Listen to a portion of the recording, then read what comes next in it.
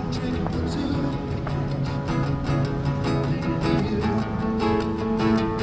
When drinking was new.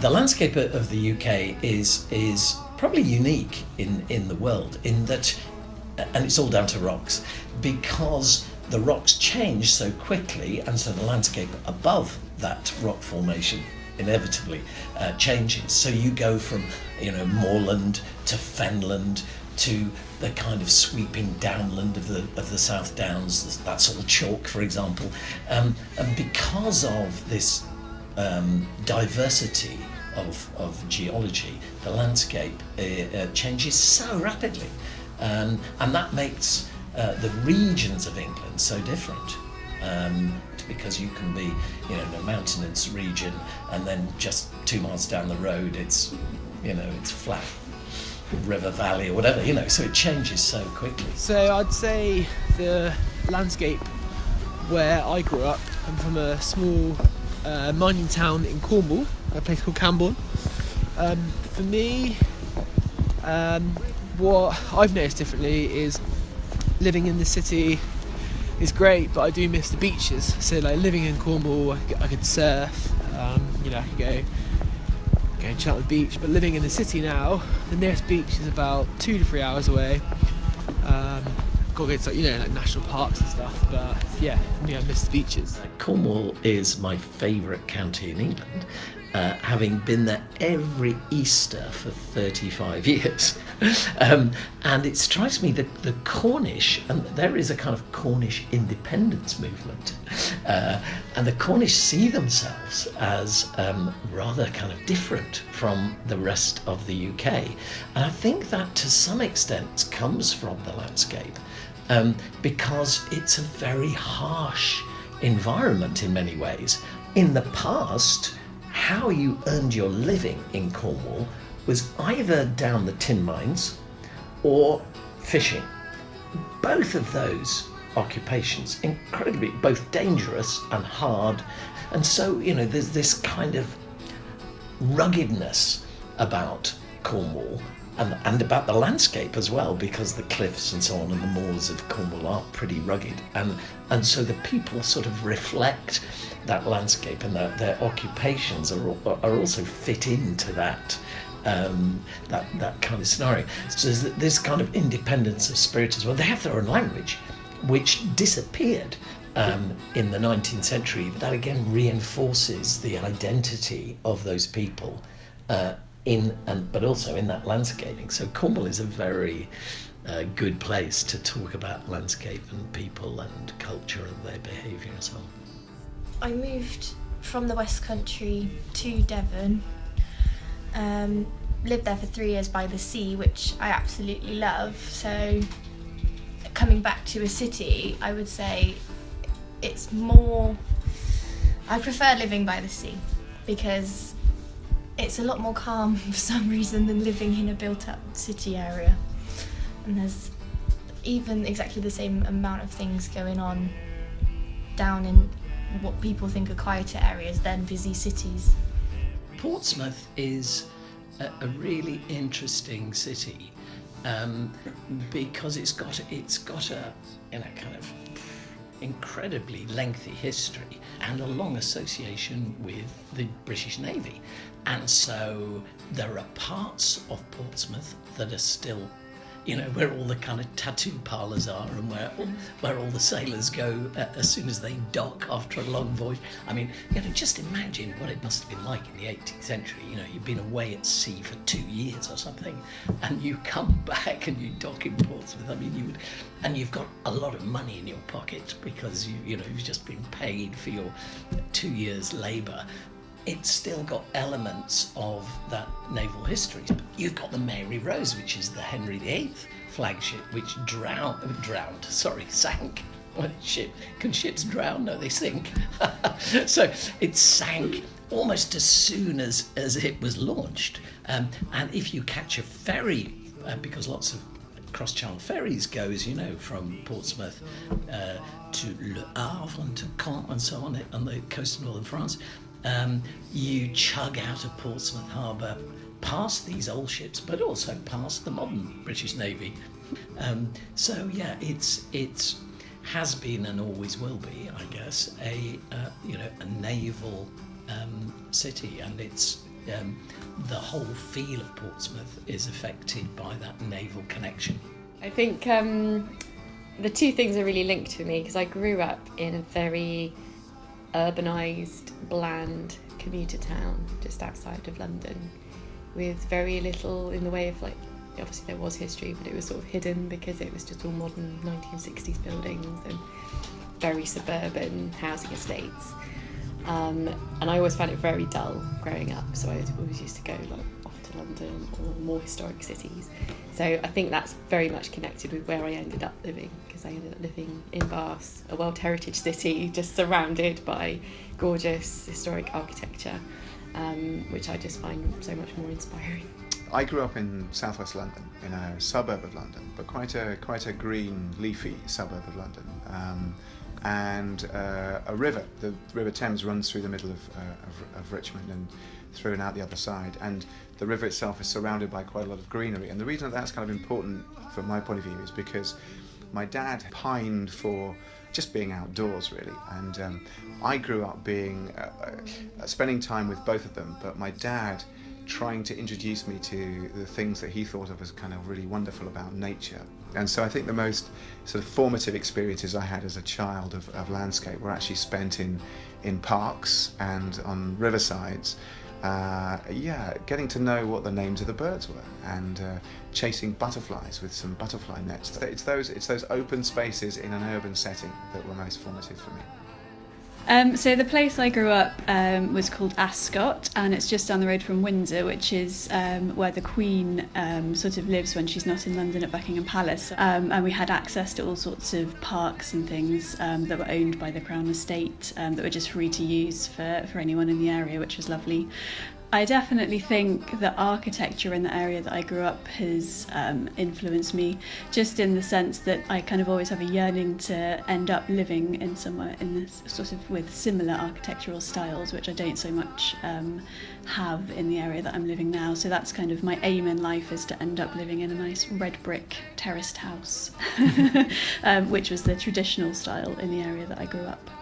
Okay, I think the landscape, how it influenced me growing up. I lived up towards London, but out in the countryside as well. So I got a bit of both of that kind of thing. So I've always been fairly comfortable, so I can sort of out in the fields and in cities kind of thing. So I've always sort of managed to mould that into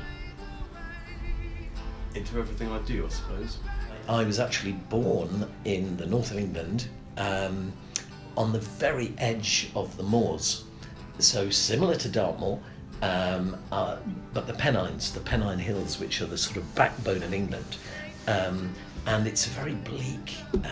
It's stark. It's pretty treeless, but I love it. I love that sparseness, that barrenness of that landscape. And so whenever.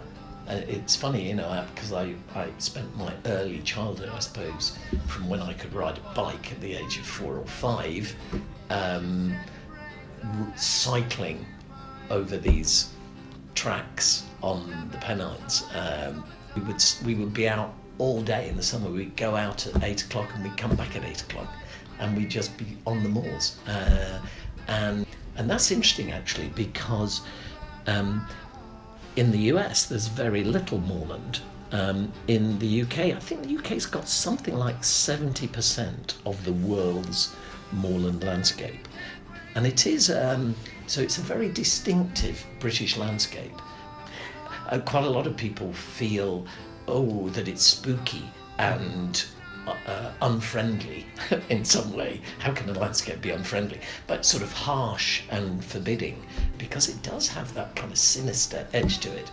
But I love it. So, and I think you'll find anybody that's been sort of touched by it, grown up alongside it, it never quite leaves you.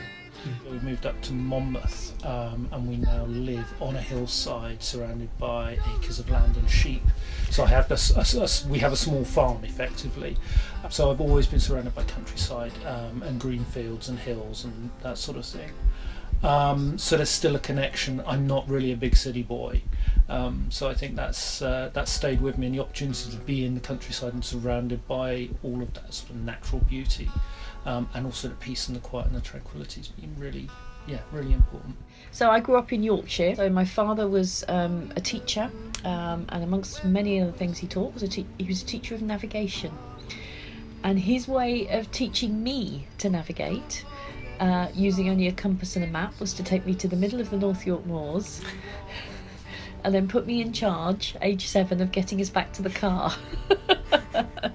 At 7, we moved to a different part of the country, East Anglia, which is very, very flat and there are no hills. And I don't think I realised until I moved to Bath how much I missed hills.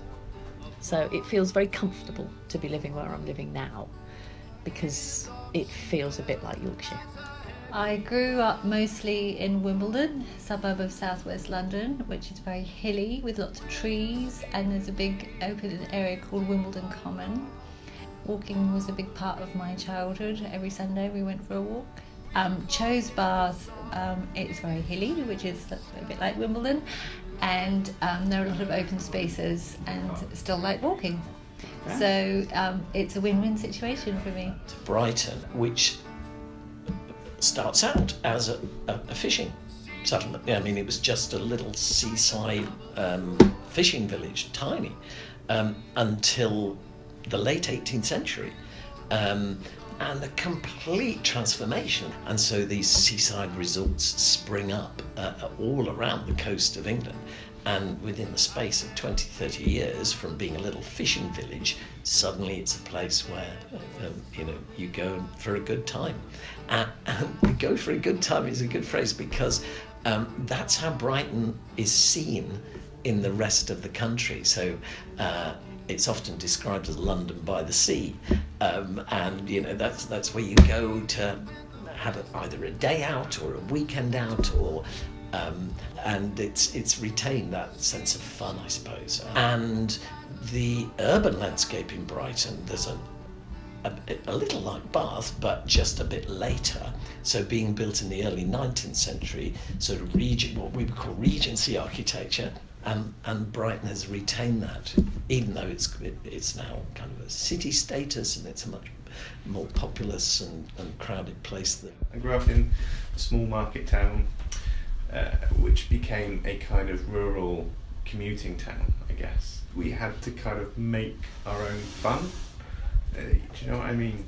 We had to be more imaginative, I suppose, and that goes from the farmland all the way to the town, where, because it was a commuter town, and which means people who live there just live there, like they don't consider it to be home. I suppose the long established road system is taking account of property lines, so it's going round people's fields or their estates. And of course there's nothing like the same amount of motorway in this country as there is in the US. By 1860, 1870, the railway network is almost all there, almost completed, within the space of about 30 years. Amazing.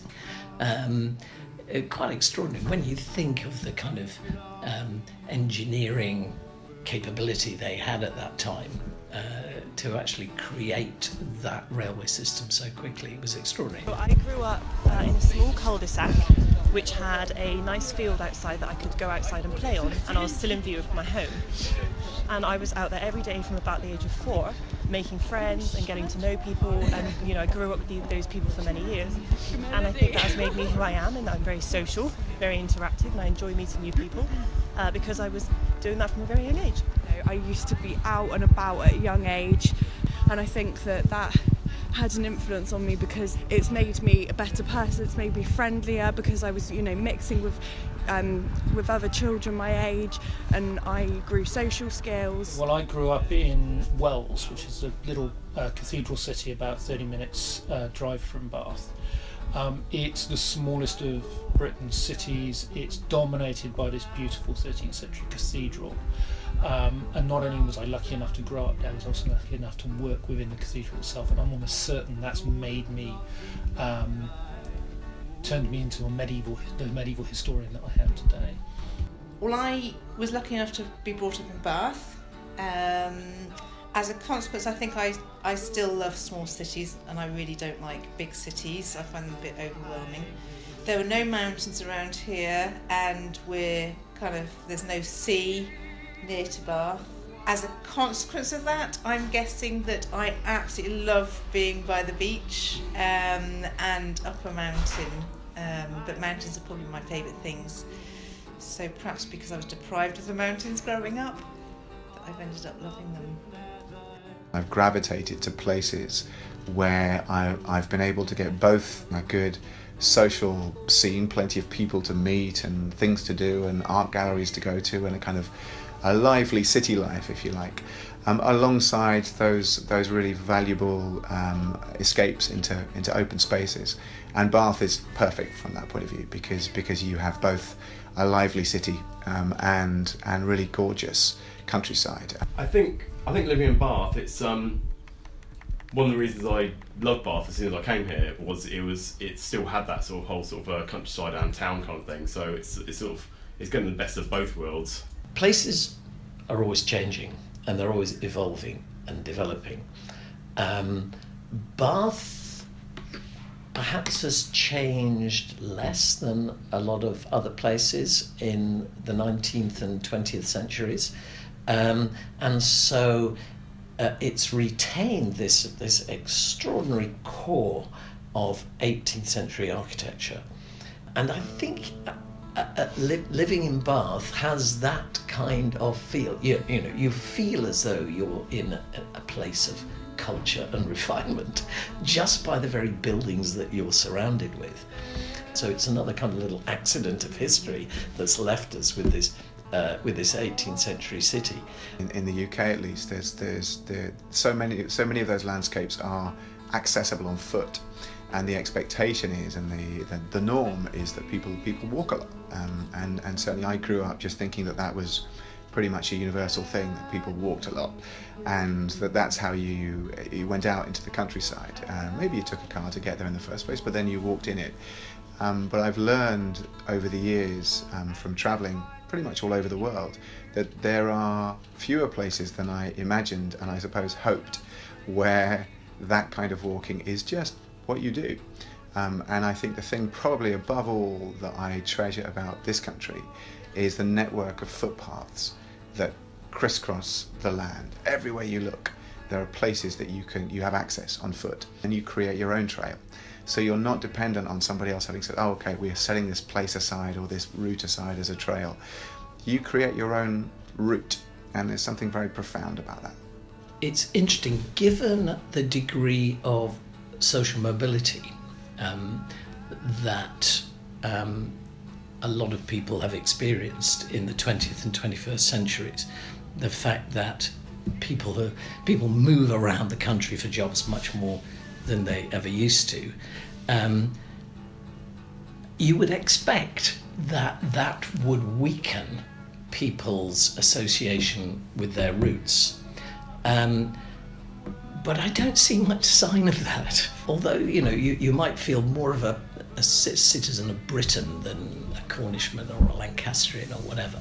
I think there is still a very close connection with where you were from. It's always exciting here in Bath. Would you lie with me and just forget the world?